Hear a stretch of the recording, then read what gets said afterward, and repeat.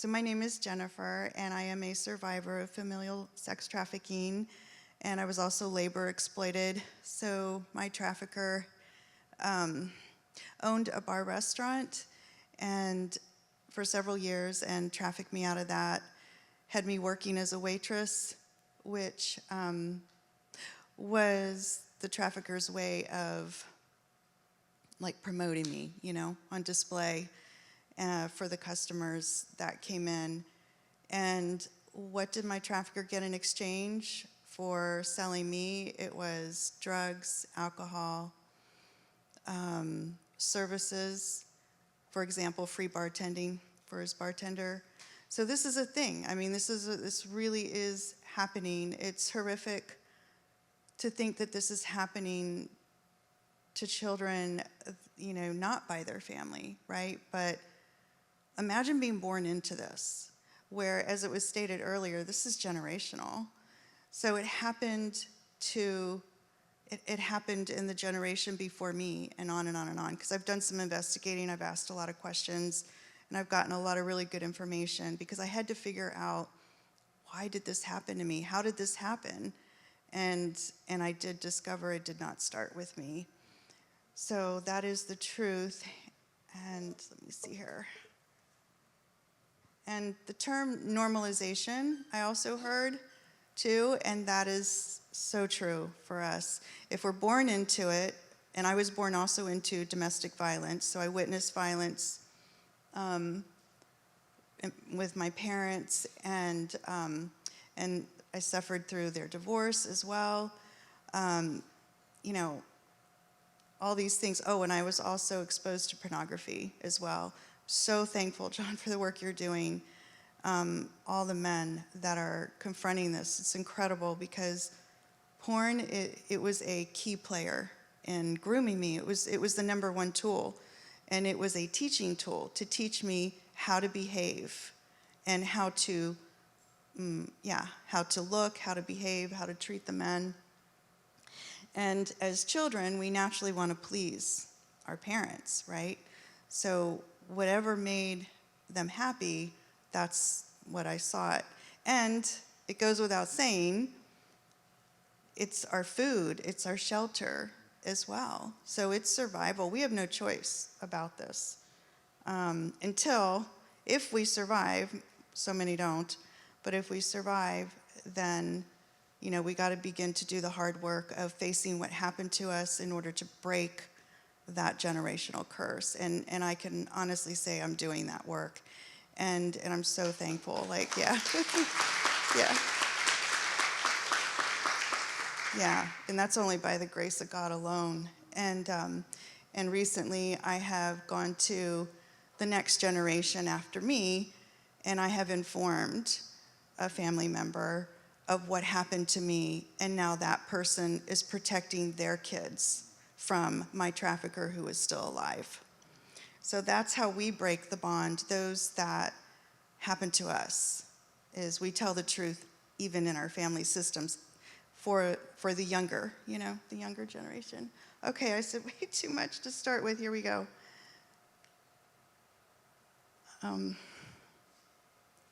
If someone wants to go ahead and manage that. Yeah, so that's a real picture. And that's what parents can do to their children. And so we call it familial trafficking, or what is also called family control trafficking, family facilitated trafficking. And by the way, I've studied several studies on familial trafficking, and on average, it's at least 50% of cases that are reported to the national hotline are done by family. This is so huge, you have no idea. And it's because of easiest access. And they groom us from birth, really. So I was groomed from birth through severe violence that I can't even talk about. Because it intimidates us, it scares us, right? So that's how we're terrified into compliance and silence. But we have to face what we don't want to be true. We don't want to believe that this is true. So what are the myths out there when it comes to family? Home is safe. Home is where the heart is. Have you heard that one? Parents protect and provide for their children. Parents don't use their children to meet their own needs. Parents meet the needs of the children. That's what everyone thinks. And trafficking definitely doesn't happen within families. Children know automatically that sex with adults is wrong. No, children do not know that. They absolutely don't. And children know how to say no. People actually believe that. Children know how to ask for help. They have no clue that even what's happening to them is wrong. So how are they going to ask for help? Okay, let's just go on to the next slide, please. So if this is as common as it is today, guess where it began? If God wrote about it, this has been going on for thousands of years. This is nothing new, and people act so shocked. Well, I guess if they read the Bible, they would find out it's not new. So Leviticus 19:20, God commands directly, do not prostitute thy daughter. When I sought help in the church as I was reliving my trauma memories, why didn't anyone in the church take me to that verse when I told them what happened? They didn't do that.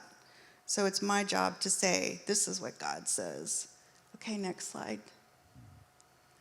So familial trafficking is when a family member, the trafficker, or legal guardian, sells a child to a buyer for sex and or labor in exchange for anything of value to the trafficker.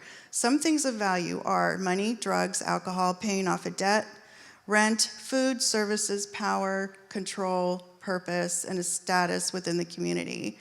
So a lot of people don't consider those last four things there. Traffickers absolutely seek power and control and a purpose in their life. Maybe they feel kind of lost, like they don't have a purpose. Well, they can find a purpose in creating a career out of this.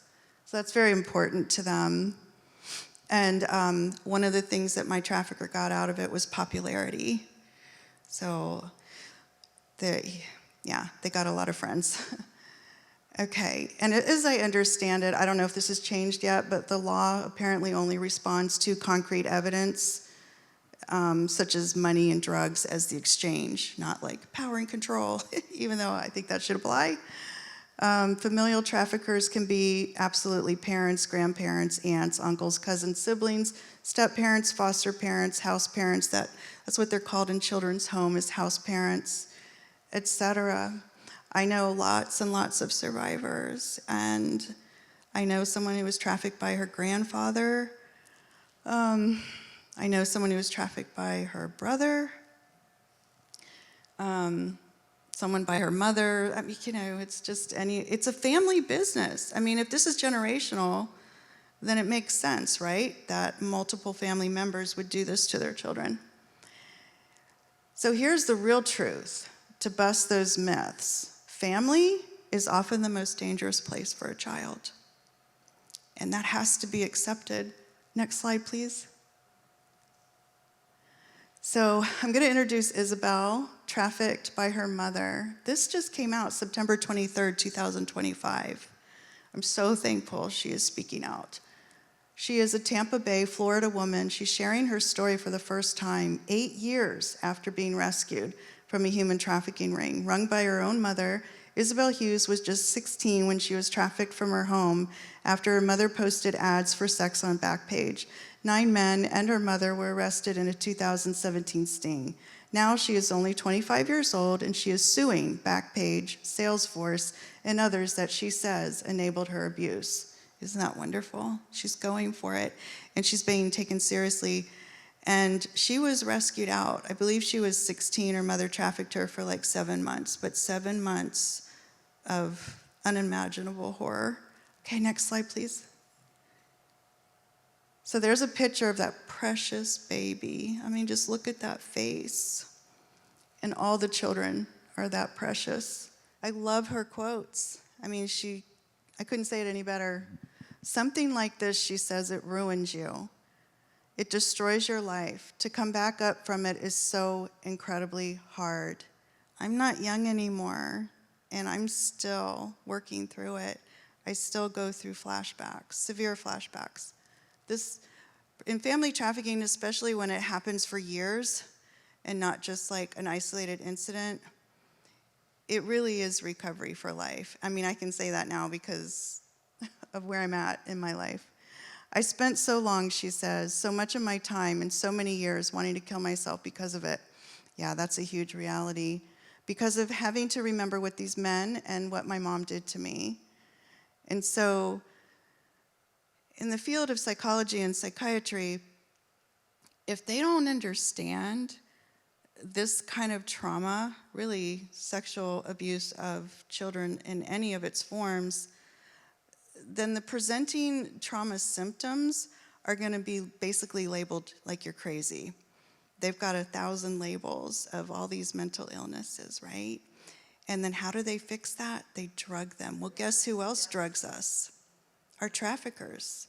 So we're going from a trafficking drugged situation into the next. It's the same, they're just called something different. So that really needs to stop too, and that's a whole nother mission of mine. Okay. Without accountability, there really is no means for change. Well, amen to that, right? Where is the accountability? I'm still kind of waiting for it. Nobody is going to change, she says. Hotels won't change, and the people won't change, absolutely. Yeah, without accountability, I mean, my trafficker is in their 80s today and absolutely is thrilled that they got away with it. They totally got away with it. Okay, next. So there's red flags. Now, these are all the things that children get labeled as crazy. You know, ADHD, this and that, bipolar disorder, all these crazy things. And they're feeling hopeless, withdrawn, fearful. They're showing up with medical conditions. They're terrified. They're struggling with suicidal ideation. That's actually a normal response to trauma. And instead, it's seen by psychology and psychiatry as like, you know, obviously you must be crazy if you want to kill yourself. But it's actually really normal. It's like, who wants to live with all the pain and the memories? You heard what Isabel said. You know, she has to remember what those men and her mom did to her. Well, who wants to live with that reality? So it makes sense, right? Of course, missing school, shy, they're withdrawn, and all these other things. So I had all these presenting symptoms, and I was re-traumatized by the medical system, by psychiatry and psychology both, really, really bad. So the people that could have helped me, that knew what was going on, they didn't. So I was blamed. So it's just, we're blamed, the victim is blamed in the family system, and then we're blamed within the psychology and psychiatry system, and we're blamed in society at large, obviously. Okay, next slide, please. So I love this verse. So when you think about these children, like, who's coming for them, right? Nobody came for me. Thank God someone came for Isabel. Thank God. So the scripture says, I heard the voice of the Lord saying, whom shall I send, and who will go for us? Then said I, here am I, send me. So when I was told about this conference, I had decided, I'm not sure I want to do any more like face-to-face conferences. I do this by webinars and stuff, and I see my time, I'm going to wrap it up. You know, where I'm comfortable, right? Like in a more comfortable setting. But God reminded me of this verse, and I knew immediately I couldn't say no. So I'm really, really glad I came today, and just think of all the children that are born into this. And this way, what I'm hoping from hearing what I'm saying today is that you know if you meet someone who you think this is happening to, or if there's any adult survivors that are like, whoa, that's what it's called? That's what happened to me when I was a kid? I've helped a lot of adults figure out that they were trafficked by their family. So that's part of my mission too. Now I hope that you'll be able to better believe them. Thank you.